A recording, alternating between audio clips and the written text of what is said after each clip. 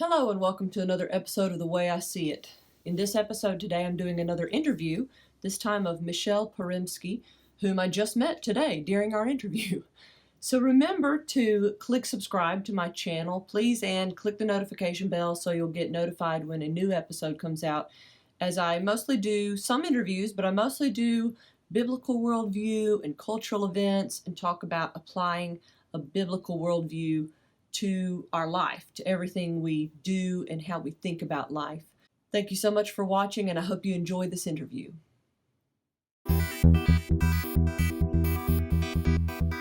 So welcome, Mishael, to my little YouTube show. It's just little, but you were recommended to me by Jennifer Cook, whose interview I will put a card for here in my video when I post it. So, but unlike everybody else that I've interviewed, I could always say, so tell everyone how we met, because everybody I've interviewed up till now has either been related to me or a friend. But I don't know you. We're just now meeting. I may have seen you in passing at have you ever been, have I seen you at Mom's, perhaps, the Bible study? Well, first of all, thank you so much for having me, Rachel. I'm so excited to be on your YouTube channel and for us to have a conversation. And no, you haven't met me at Mom's because my daughters are 16 and 13. And so I used to go to a MOPS group years ago, but I don't now. I do a different Bible study. But I'm so excited to be here today. So And tell me how you know Jennifer then, since you're right. I was going to say we have a mutual friend in Jennifer Cook, and I spoke at one of her events, one of her Bible study events once, and it was awesome. And I got to speak for a little while, and then she spoke, and she was hilarious and so poignant, and it was an amazing experience. And then we've been friends ever since. Awesome. Yeah, she has a neat story. We had a good interview when I was able to talk to her. So tell me, let's start at the beginning. Like, okay. Mishael was born. I call this The Way I See It. And in the interviews, I'll kind of want people to know how someone got to see the world the way they do now, basically. Sure. So we can start. First of all, I think a really great starting place is the Christmas tree. So my family, I'm the firstborn of my family in the United States. My father came from Poland, my mother from Peru, and my father was a concentration camp survivor, a Polish Catholic concentration camp survivor. He first, with his mom and his sister, his father, my grandfather, unfortunately, was taken by Nazis during the war. And as Polish Catholics, they went through Auschwitz and then Bergen-Belsen, and then they became slave labor on, we mention a very kind German family that took my father and his mother, and another family that took my aunt, his sister. And that's why I'm here today. Wow. Because of even during a war, and you would think that, well, different people have different sides. There was this kind German family that took my family in, even as slave labor on their farm, but they didn't treat them like slaves. And that's how our family has survived.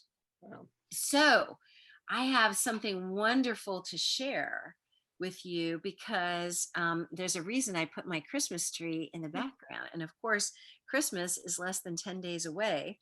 But I think this story is always relevant, and it is really at the base of who we are, my family, and it is part of our family narrative and tradition.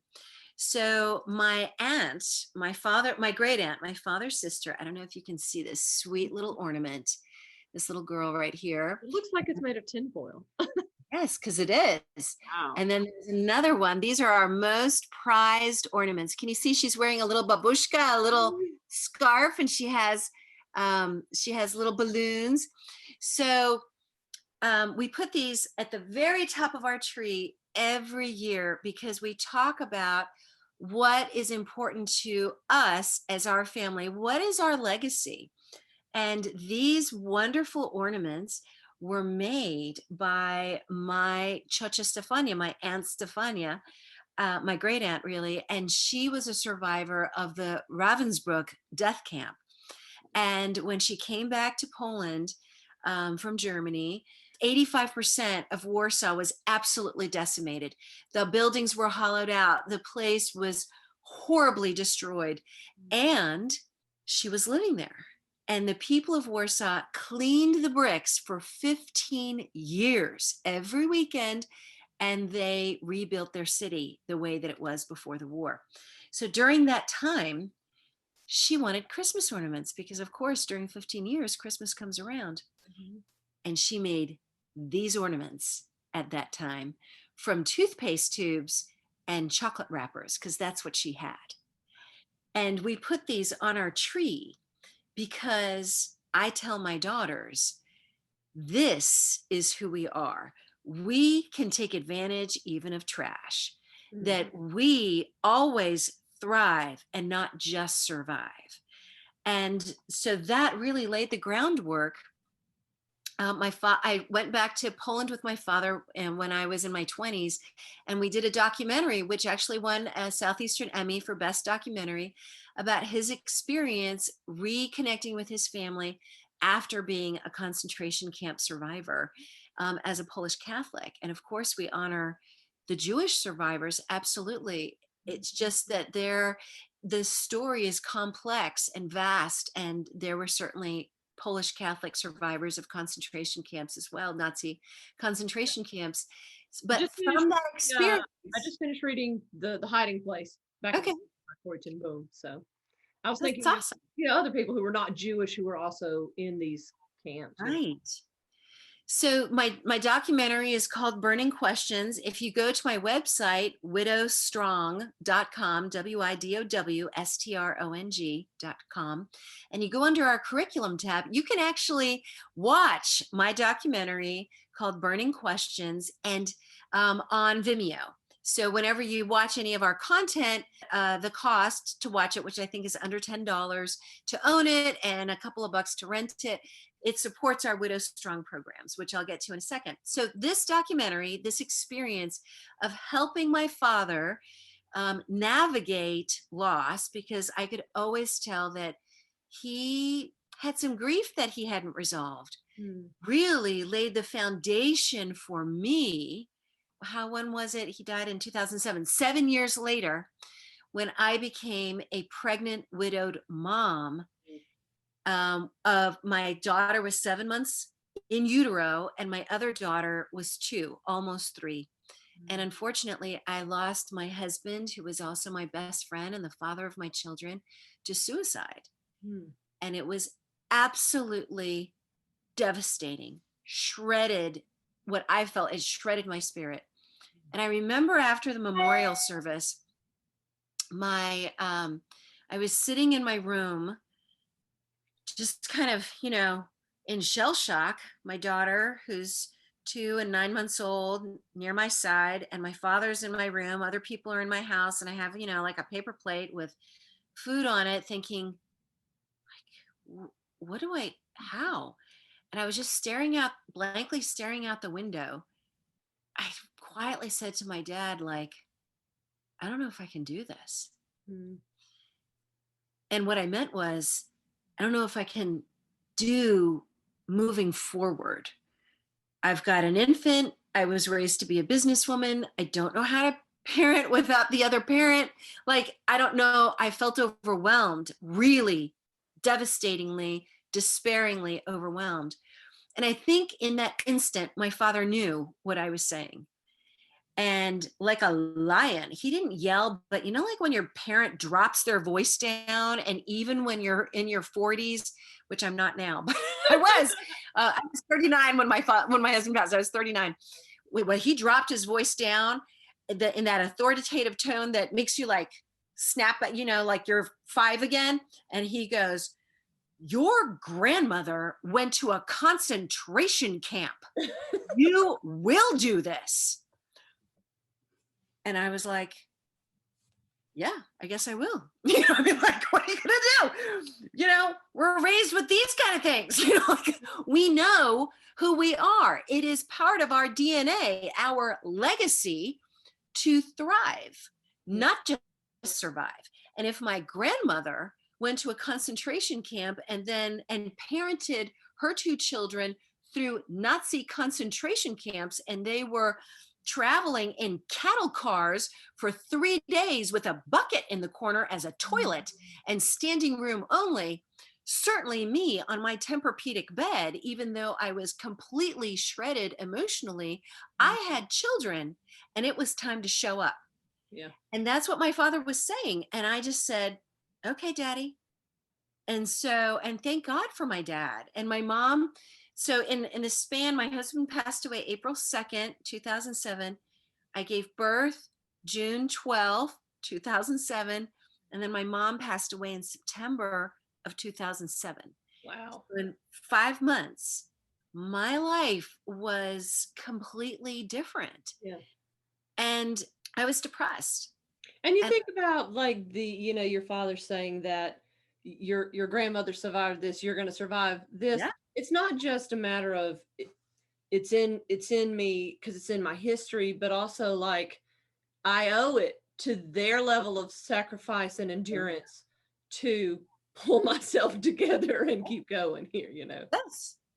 And that really reminded me, and I'll touch on that in a minute, but what we go through in our grief, what if my grandmother, who was in a concentration camp with children, well, her daughter was a bit older. My father was 9. Her daughter, I want to say, was 16, but gorgeous, which not necessarily a great thing to be in a concentration camp with Nazi soldiers.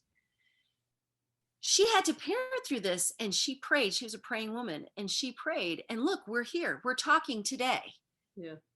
And her pain, her survival, and the survival of her children was not only about her. It was about the legacy, the gift of perseverance, of dedication, of prayer, of trust. When you literally see and hear people being lined up against a wall and shot down, or you hear the screams from the gas chambers, she held on. There were people who, would just throw themselves on the electrified fences because it was just too awful and they didn't see a way out. But she held on. And I remembered that. And I thought to myself, you know what? If she can do that to preserve life of her family, which I am a part of, then you're exactly right. I owe it to my family to not only make it through, not be a wilted widow, but become a warrior widow. And so in time, really the foundation of what I learned in going back to Poland with my father doing the documentary Burning Questions became the foundation for my book, 180 Your Life, which kind of looks like it's in reverse, but it's 180 Your Life. You your can, camera may be showing it reversed to you, but it looks right to me. I can see it. Good. It looks right to you. Good. Okay, good. So anyway, it became the foundation of my own grief recovery. And for about 4.5, 5 years, I focused on my grief recovery. And I used to work in the news. I worked for NBC Network. I was a freelance first audio technician. So the people with the boom poles, I did that for a number of years. And then I became a producer. And then I did some editing. So I worked for the Today Show and Nightly News. And I also worked for Good Morning America, but predominantly NBC. So I was used to being in television production. And because of being on shows again and again where people were being interviewed, and I'd learned so much, and eventually as a producer, I would interview people as well. And then I did some on-camera stuff, but for Georgia Public Television, where I interviewed people. Yeah. I thought, well, this is grief. I'm going to interview people and find the most empowered, amazing people to help me become a vibrant, to become vibrant in this next chapter of my life so that I can parent my children well. So I did. And about 5, 6 years in, I was thriving. I was rocking it. And I remember a friend of mine, a news producer actually, he said, why don't you like when the Israelites went through the Red Sea, you've been through your Red Sea. Now let the waves come back over You're on the other side, and just get married and move on. And I had done triathlons, and I, had been doing some inspirational stuff. And I thought, I can't. Because in my wedding to my late husband, our mission statement was to love unconditionally, to laugh often, and to leave a lasting legacy. So just because my husband passed away, just because he crossed his finish line into heaven, didn't mean that our family mission statement was invalid. So I thought, if I have gone through this, and we had dedicated in our wedding, we dedicated our marriage to the Lord. Now, does it look like I thought it was going to look like? Heavens, no. I'm glad God didn't tip me off to this part, because I would have run screaming from the room. But if we choose to stay with the Lord, even in our most difficult circumstances, He is faithful to be there for us. He is faithful to guide us. I can promise you that He is. And it really annoyed me when people said that to me when I first became a widow. And I was like, don't talk to me if you're sleeping with your husband, but I wouldn't say that. I'd be like, oh, thank you so much. But really, that's what I thought.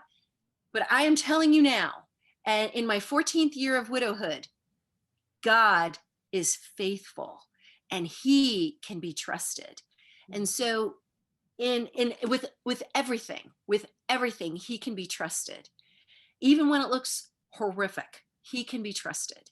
So I created this book, which is I interviewed about 30 people, amazing experts in health, wellness, grief recovery, grief clinician, people who went through unbelievable circumstances and were living their most purposeful lives. And I compiled it into this book called 180 Your Life from Tragedy to Triumph, A Woman's Grief Guide. And then, being a news person, I was like, everybody's real in my book. I don't make up anybody.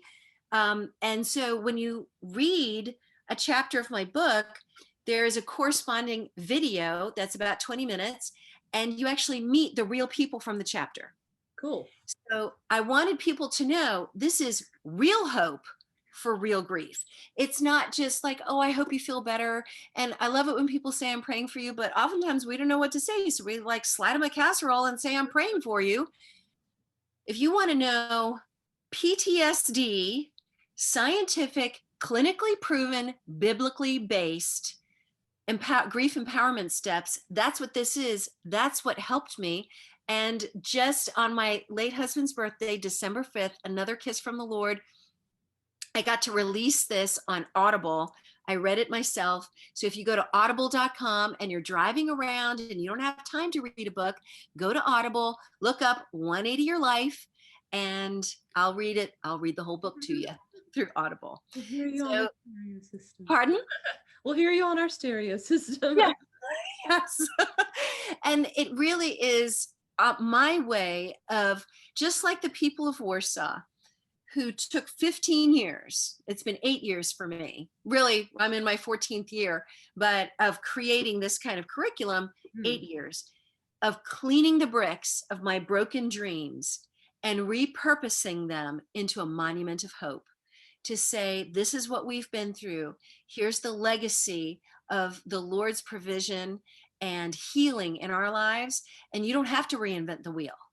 So if there are grief support groups, there are many, there are many grief support groups. And what I experienced in church was that typically grief programs are 4 to 12 weeks long. Have you noticed that? Grief programs are 4 to 12 weeks long, and I'm thankful for them. I think that's awesome, because we need something. Yeah. But there was nothing that was 12 months long. So we have a 10-week version for churches or people who like that, and we have a 12-month version. And the reason that there's a 12-month version is, number one, we have a comprehensive approach. So we incorporate clinically proven strategies for body, mind, and spirit. The body alone needs up to 20 months to recover from a major loss or trauma. But most grief programs in churches are 4 to 12 weeks long, because that's what we're used to. but the body needs 20 months. You have a 400% higher risk of heart attack because of internaling all of these intense grief emotions, a 400% higher risk of heart attack for the first 20 months, a 60% higher risk of suicide in surviving spouses in the first 6 months. But our grief programs in church are 4 to 12 weeks long. Well, and So, I have a friend who just recently lost her husband suddenly, unexpectedly to a stroke. And oh, she was talking about how, I mean, I don't think she's at risk for suicide, but she was definitely talking about how, as she's been going through with the lawyers and getting affairs of his estate straightened out, some days, I mean, the weekend, she just wants to just lay on the couch and sleep the whole day. Saturday is just gone. So, yeah, absolutely. It is a transformative work. It is so much is changing, and you're right. Grief affects us physically. It affects our digestive system, which then affects our serotonin, which then affects our melatonin. So it's harder to sleep, or sometimes you just want to sleep a lot. mm, And what's so important is, and it is my passion in a faith environments, that I want everyone to thrive, and I see a need in a faith environment to say, okay, it is important to sit down, it's important to pray, it's important to go over our stories of loss, and we also need to get up, put the donuts down, because they are not helping us. It is a comfort food. The sugar is a quick fix, but then it drops you and can chemically set you up for more depression. And we need bilateral movement. That means walking, swimming, biking, running. Walking will work. Take a walk, because the bilateral movement will help calm your brain down, and it helps your mind process loss. mm. If we are sedentary, it's actually harder for our brains to process loss. So it is a more efficient, it's like the Israelites going through Egypt. It could be you want it to be 40 years, you can lose years with grief, and it happens to people. Or it can be a much more efficient journey. And by learning how to incorporate PTSD strategies in a biblical foundation, you will feel better. Let's say you can feel better faster. You will ignite your feel good hormones in your body by walking, by helping others. We have a 8-step program that on every step you are working with your body, both spiritually, mentally, and physically, to help you in a more efficient journey through the transformative power of grief. Well, And let me grief ask does you this. transform us. You were because your children were so young. My sister-in-law, my husband's older brother, died of cancer in July of 2007. I'm so, He was oh, 37, and his wife, my sister-in-law Heather, they had 4 kids, and they were 8, 6, 3, and the youngest was a month from turning 2 at the mm, time that he died. And she, after a couple of years, she remarried a guy named Andy. It's a very interesting. He comes to our family get-togethers, and he has 2 kids, so together they have 6 kids. that's But awesome.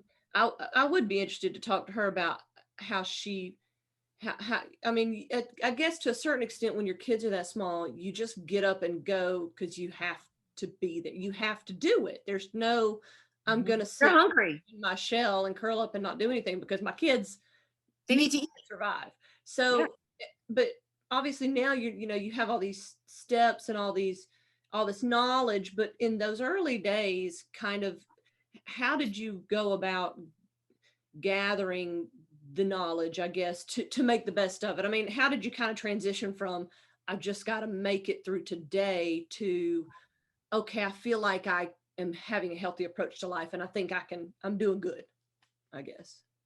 Well, I'm going to give you the really transparent answer. Yeah. I went on a road trip with my daughters, and I'm quite adventurous. So at the time, Sophie was 1. She had just turned 1. I mean, it was like 13 months old, Mm. and my eldest daughter, who's now 16, had turned 4. So it was in the summertime, and I was really struggling with depression, and I'm like, you know what? We are not just going to sit here and bake in the summertime. So I called up some friends and I said, we need to take a road trip. And I actually took us from Atlanta all the way up to Vermont. And I took about a month to do it. I just kind of went from friend and family member all the way from Atlanta up to Vermont and all the way back down. We went to North Carolina. We went to New York. Ari said, it's like there's a party here when I brought her to Manhattan. We just had a grand adventure. We went to Ohio. We went to New Hampshire. We went on a whale watching boat in New Hampshire with Sophie strapped to my body, and then we went to Vermont. Well, in the course of that journey, of course, I was taking pictures, and friends and family members were taking pictures of us, and I saw a picture of myself. And let me just say, I was not rocking the prairie skirt. So I saw myself and I just looked exhausted. I looked tired, and I just had compassion for myself. And I was able to get a little bit more perspective. And I thought, I need to do something different. So when I got back from that road trip, I went to the YMCA and I signed up at a gym. I want to say it was like 15 months after I had lost my husband. I signed up at a gym, and I saw an ad at the YMCA that advertised people training together for a sprint triathlon, which isn't like this huge, crazy, long triathlon. Not crazy, but long triathlon. It's much shorter. So it's like a 2-mile run and a third of a mile swim and a 9-mile bike ride. So I thought, I think this is going to really distract me. Yeah. And it's like some big goal that I can try. So I trained with this group, and I actually, I hired a trainer, Robert Haddix, who is still my trainer. And he really helped me work through loss. And there was a time that, man, I was just crying. Like I would go to work out and I'd be trying to, so tough because I didn't want to cry at the Y. And then I would exercise a lot and I'd end up crying. And Robert he was no stranger to loss himself. And he was the perfect trainer to have, because he was like, it's okay. Don't sweat it. And then we just kept doing it, training and exercising until I started to feel so much better. And then I did the Iron Girl triathlon. Maybe a year later. No, I did the Iron Girl triathlon, and then a year later I did it again. And now I was an inspirational story for the city of Atlanta for Iron Girl. And then the next year I thought, I wonder if I invite other widows to do this, if it will inspire them as well. And then I saw them transform in about a 5-month period. So along the way, my children are with me. The first triathlon my oldest daughter did was when she was 7. The other one did her first triathlon at 8. My daughters trained with me. When my daughter was 7, she could bike 20 miles on her bike. So it's not like I did this stuff and left my kids at home. I popped one in a bike trailer and put the other one on a bike, and we started exercising together. And because the exercise helped us feel better faster, I started talking to some experts, grief experts, and they're like, oh, that's a PTSD strategy. I'm like, what? What's that? Good exercise. And so that started, there's a Bible verse, and I forget where it is, right? But the Lord promises to be a voice to say, this is the way, walk in it. So as we trust the Lord, Psalms. I'll look it up. It's in Psalms. Yeah, yes. So as we wake up in the morning and say, Lord, this is a mess. I'm a mess. And we give that to him. And then we make the next best decision. Sometimes the next best decision is to take a shower and to make breakfast for the kids. And then take it moment by moment until you can take it hour by hour, until you can take it day by day. But as you continually ask the Lord, what what is the next thing, he is faithful, the Spirit is faithful to guide you. And I'm telling you, it's not like I had this big plan. All I wanted to do was to feel better so that I could be a good mom. And I continually came to the Lord. I was, even in my book 180 Your Life, in the beginning chapters, I talk about I was livid with God. But because I had been trained as a missionary through Youth with a Mission, YWAM, I knew God was the safest place to be. So my prayers were angry. I mean, like, I yelled. Mhm. And God, he can take that. Those are honest prayers. Yeah. And then from that space, as I kept coming back, God kept opening things up for me until finally we were in a really great space and wanted to share the story with others. So my daughters, they recently told me, they're like, we've had the best childhood. Can you imagine? Good. So I can't say like there was one day that I thought, I'm going to change it all. I just remember looking at a picture of myself looking exhausted in this big prairie skirt, and I was like, what's a decision I could make, or a goal that I could have that will help me this year? And then that's really what 180 Your Life is about, is we provide a framework for, instead of letting your life spiral downward, spiral it upward in community. We call it team, train, triumph. Operate as a team toward a common goal. Train your mind, body, and spirit, and triumph by crossing your finish line and helping others. Our 8 steps are: number 1, empower your ground zero. Create healthy boundaries in the midst of your tension or loss. Number 2, forge your team. Gather a team around you. What are your goals? And what kind of team do you need to gather around you to help you achieve those goals? At Widow Strong, we encourage widows to be in a team, and we share our goals and challenge one another to achieve them. Mhm. Then we train our mind. We simplify our lives because our lives are crazy busy. Yeah. So you got to simplify the stuff, simplify your processes, empower the kids in chores so that you can have the margin to exercise or to pursue. Maybe you want to go back to school or change jobs. And then you train your body. Get rid of the foods that make you exhausted and bring in the superfoods that make you energized and Mhm. help you sleep better. And then train your spirit, learning the power, the biochemical power of releasing anger, operating in forgiveness, and operating in gratitude. There's actually biochemical power for your body, healing power, so that when God says to release anger, it is a gift to ourselves, both mentally, spiritually, and physically. And then to cross your finish line, what are your goals? And what's the finish line? What's the date? And let's work backwards: months, weeks, days, and a schedule so that we can achieve those forward facing goals. Because if you're on this planet, God has a plan for you. Hmm.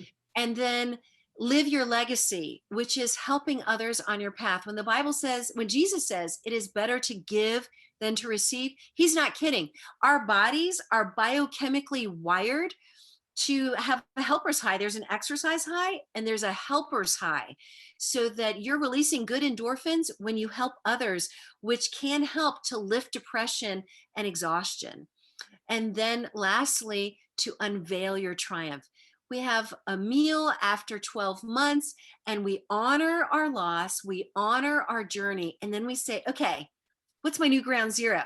I want to move, or I want to go back to school, or initially we do encourage people to exercise and do a 5K, not to run it, just walk it, just something to get you outside and moving so that your body, your brain can calm down, and your body can process loss, and your mind can process loss more efficiently.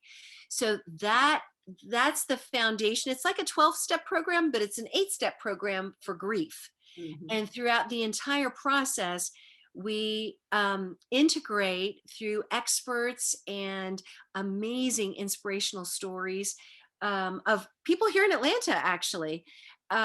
We talk about how the Lord practically met them, not, I'm so sorry, all things work together for good, which is true to those that love God and are called according to his purpose. But sometimes it is a tough journey. Well, And yeah, how and, do you and do and that? all things working together for good doesn't mean it feels good, you know. Right? So, what are the things that you can do to help you feel better faster so that you can be on your A game for this transformational experience, which is grief? Grief isn't here to destroy us, though certainly it can feel like it is, but it is here to transform us so that we can become our most empowered, our most compassionate selves, and we can leverage our loss into the best kind of servant leadership. Grief is a calling. It's a calling. And I really searched, I was on a journey to see how can I meet that calling but and also be healthy in the process. And so many people were asking me questions. I thought, I had several groups, a group for divorcees and for widows and for women coming out of sex trafficking. And I was running wild, and it had, I kind of made up this process or prayerfully made it up, and it was bottlenecking because I'm only one person. So I Mhm. wrote it down, I made the videos, I made the audiobook.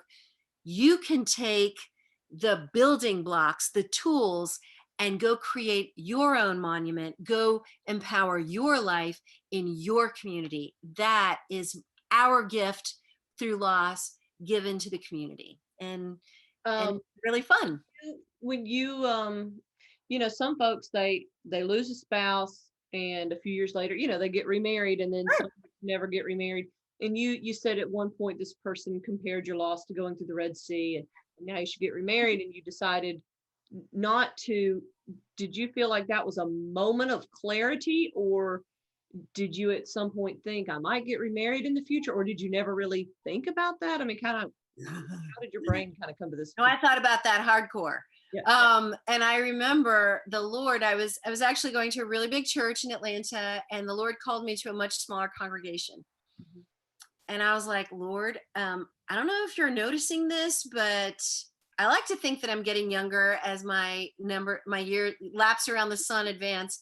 But we can kind of use my mid 40s cuteness to the advantage of getting married. But if you put me in this congregation, I don't see any available men here. So, Yeah. yes, I absolutely had those conversations, and I felt like the Lord asked me to trust him. So I heard a sermon by Andy Stanley once, that was, if you've been through a big trauma, take 12 months Mhm. to not date. Yeah. And I felt like in that sermon, the Lord was giving me the elbow, going, Love, I'm talking to you. I'm like, la, la, la, la, I'm not going to, no, no. And at the time I was, I want to say 45. And I was like, Lord, no. Wait 12 more months.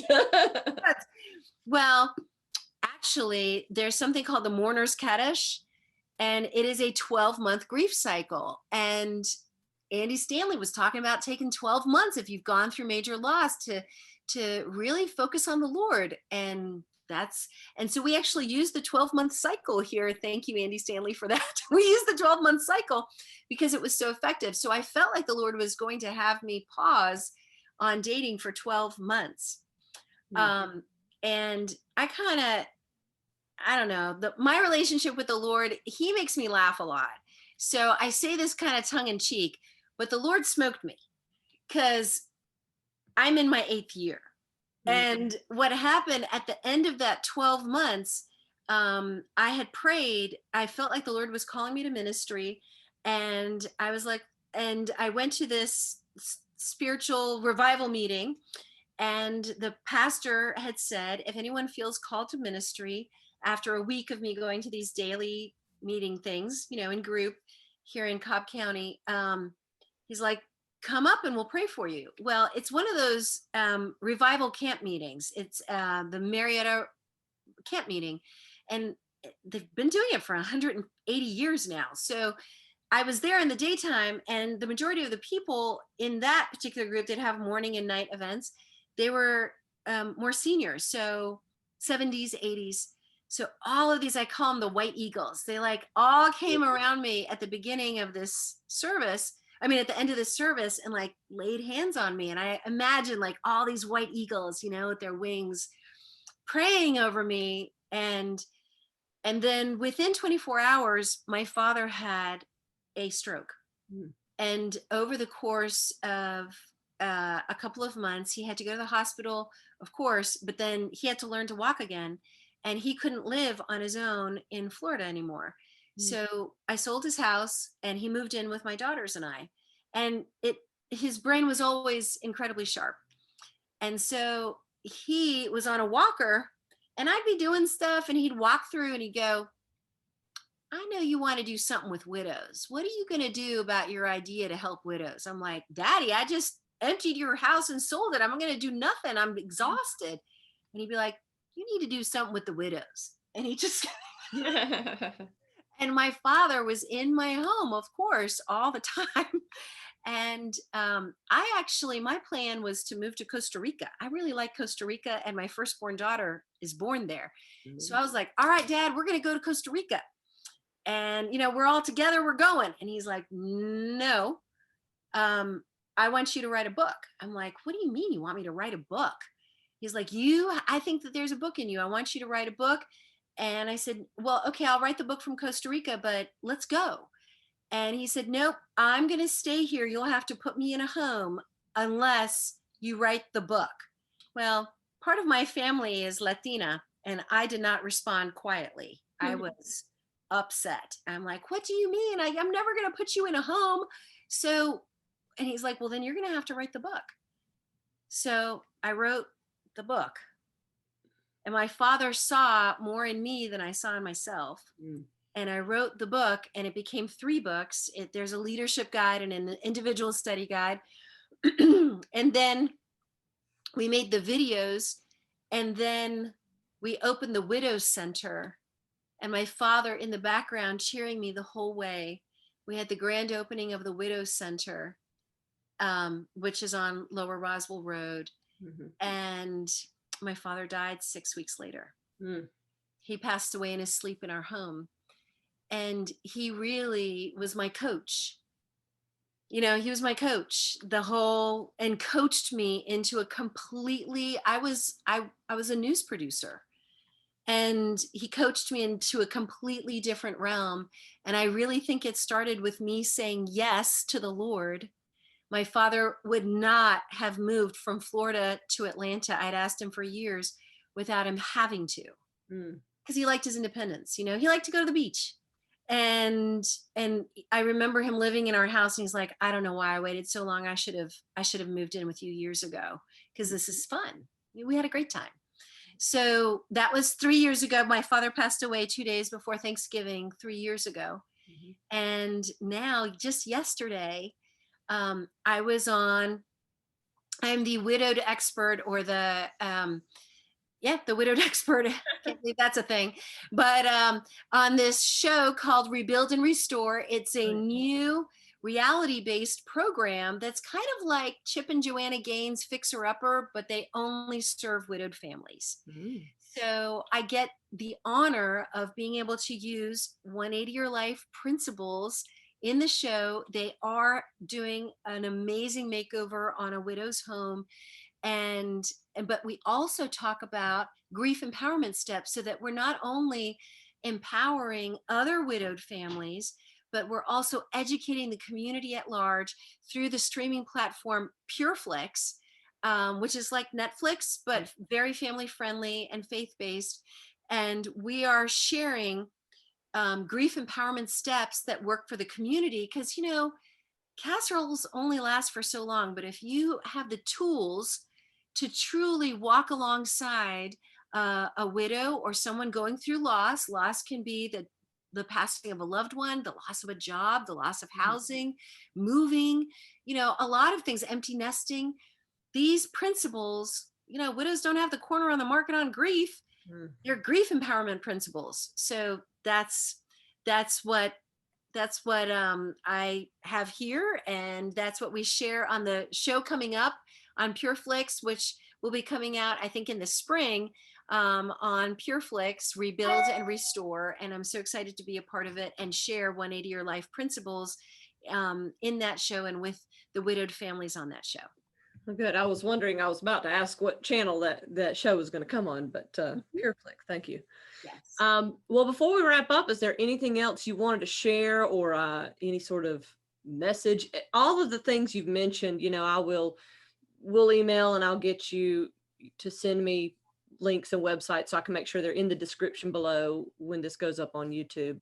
Well, one thing I also wanted to share is that the show, Rebuild and Restore, is hosted by Ken Fletcher and Shannon Fields. Shannon was in the movie Chasing the Giants. Ken and his wife Heidi are master house flippers. It's so exciting to see what God took from absolute devastation, that when we continually choose to come to the Lord with our mess, he truly does create an amazing message. Yeah. Just like the boy who comes to the Lord with a couple of loaves and fish, which I always thought were like leftovers. He comes to the Lord with leftovers, and in the Lord's hands, when he breaks it, it can feed so many.